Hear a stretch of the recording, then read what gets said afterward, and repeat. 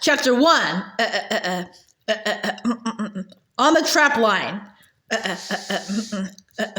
Kirsten can't come with us, John Stewart said. Trapping is work for boys, not girls. Let her come along, Kirsten's brother Lars said. Kirsten knows the forest. She knows the ways of the animals. She can help us out, John. But John crossed his arms over his chest and shook his head. Setting traps is dangerous. She could get hurt. She won't set traps, Lars said. She'll help us decide where to set traps.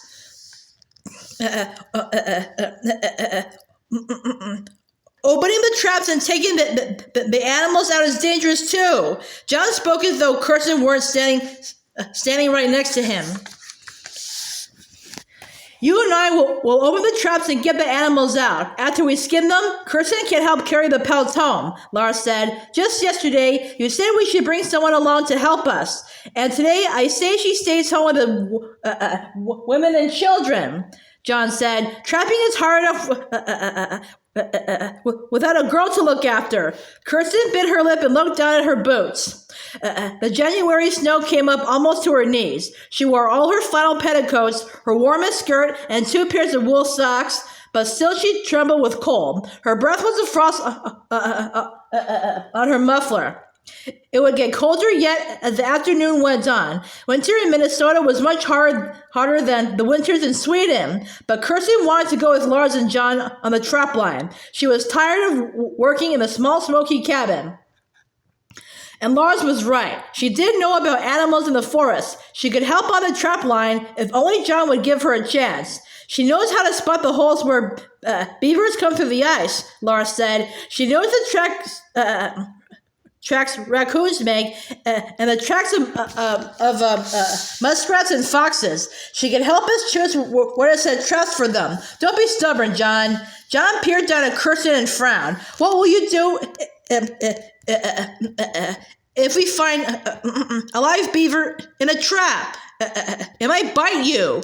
If we find a live beaver, I'll stay back, Kirsten said firmly. Don't worry, I won't get bitten. Let her come with us this once, Lars said.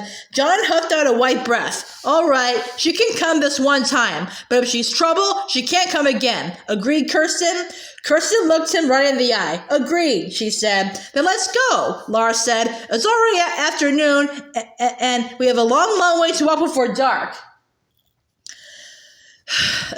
He swung his arms to get the warmth back into his hands, then strapped on his snowshoes. John and Kirsten strapped on snowshoes too, and pulled their rucksacks onto their backs. John was 13, but almost as tall as Lars. He had cheerful brown eyes and curly dark hair like his sister Mary. Mary was Kirsten's friend. Why wouldn't John be friends too? Why was he so set against Kirsten going along on the trap line? Lars picked up the rifle and followed John into the woods. Kirsten hugged herself for warmth, but she kept up with the boys' long strides. They were going to check each of the traps the boys had set in the woods. If it was a good day, they would find dead animals in many of the traps. They'd skin the animals, dry the fur pelts, and sell the pelts at the general store. The boys did this hard work because Papa, Uncle Olaf, and John's father were gone for the winter. The men were working in a logging camp where they could make money cutting down trees. In the spring, they would come back home. Until then, the women and children had to do all the winter farm work and make what money they could. Kirsten thought it was awful to have Papa gone, but she knew there was no other way her family could save money for a farm of their own. As Kirsten walked, she studied the deer tracks that crossed the trail. She watched a red-tailed hawk circling overhead. She spied the bright red swoop of a cardinal. She was so happy to be out in the cabin and into the woods that she forgot how cold it was or how far she had walked with Lars and John. They were in deep woods, far from the cabin, when Kirsten saw something strange. A birch tree bent over by a length of rope staked to the ground. Lars, John, look, she said. The boy stopped. John didn't seem surprised to see the bent tree and the rope. That's a snare trap for mink, he said. A trap made with rope? Kirsten said. All our traps are metal. We said metal traps because they're modern, John said, but old Jack still trapped the old-fashioned way with rope traps. That trap must be, one of his. Who's old Jack? Kirsten asked. John stamped back to the trail, and Kirsten hurried to keep up with him. Old Jack is the oldest trapper in these parts, John told her. He came west as an explorer and stayed on. He lives by himself, way back in the woods. He doesn't have a family and never did.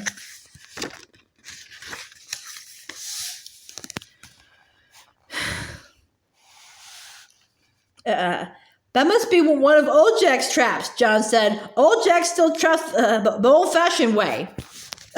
Old Jack dresses all in leather clothes the old way, Lars said. Oh, Kirsten said. John grinned over his shoulder at her. There's nothing to be scared of. Old Jack is different, but he's wise. Once he showed me where to set some traps for foxes. He likes to trap mink and martins and fishers. Fur's worth a lot of money. Well, I hope we don't meet up with old Jack, Kirsten said. She peered into the purple shadows under the pines. If we did meet old Jack, he'd give us a hand, John said, but I doubt if we'll see him. He doesn't like to come where other folks are. As John spoke, Kirsten saw a big jackrabbit jump from under a pine tree. Quickly, she pointed. Lars had the rifle at his shoulder. He took a shot, and the rabbit tumbled down. Rabbit stew for supper tonight, Lars said. He ran ahead to pick up the rabbit. Kirsten thought of a delicious stew Mama made with carrots and onions and potatoes. Her stomach moaned with hunger, and she munched a piece of bread from her pocket.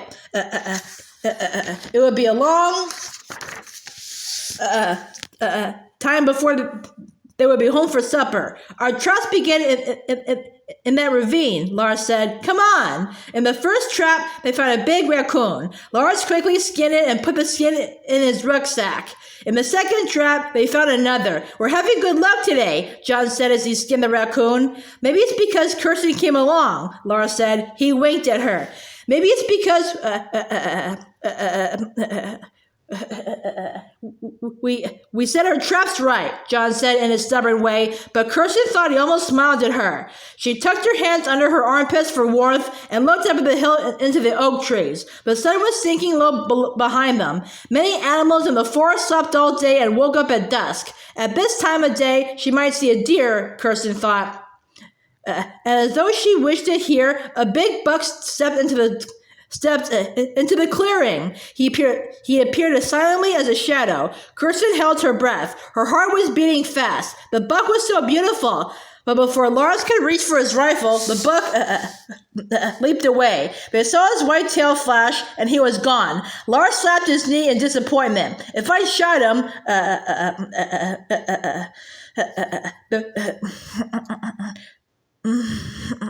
there would have been me for a family and yours too, John. We've got the rabbit, John said, and we might find some muskrats in the water traps. They're good to eat too. Let's go on.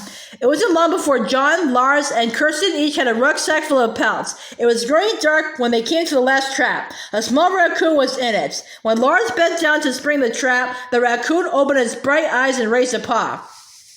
Look, just its tail is caught, John said. It's not even bloody. I think the trap only bumped its head and knocked it out.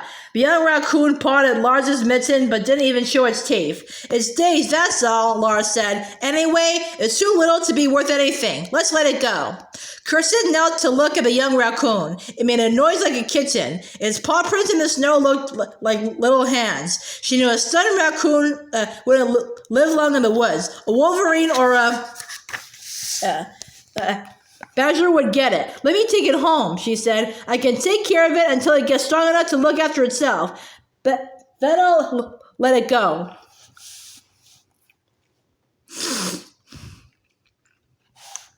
Lars shook his head as though he couldn't believe his ears. You can't make a pet of a wild animal, Kirsten. I won't make a pet of it. I'll just keep it until it's healthy again, Kirsten said. Remember how I nursed the crow with the broken wing? That was a bird, Lars said. Raccoons are different. You know how much trouble they cause at the farm? The little raccoon pawed at the tip of her snowshoe. It was almost like a kitten, Kirsten thought. If she kept it in a box for a few days, it would be strong again. John bent down and picked up the raccoon. It still didn't show its teeth. I don't understand why it's so gentle, he said. It won't be gentle when it comes to its senses, Lars said. Let it go, John. But instead of letting the raccoon go, John handed it to Kirsten. You do seem to know about animals, Kirsten. Maybe you can help this one. His smile told her he was glad she'd come trapping with them. Although her lips were numb with cold, she smiled back at them. She put the raccoon into her rucksack on top of the furs. Come on, the moon is up already, she said. Let's hurry home before we get caught in the dark. She wrapped her muffler over her nose and went ahead of the boys down the trail toward the little farm in the valley.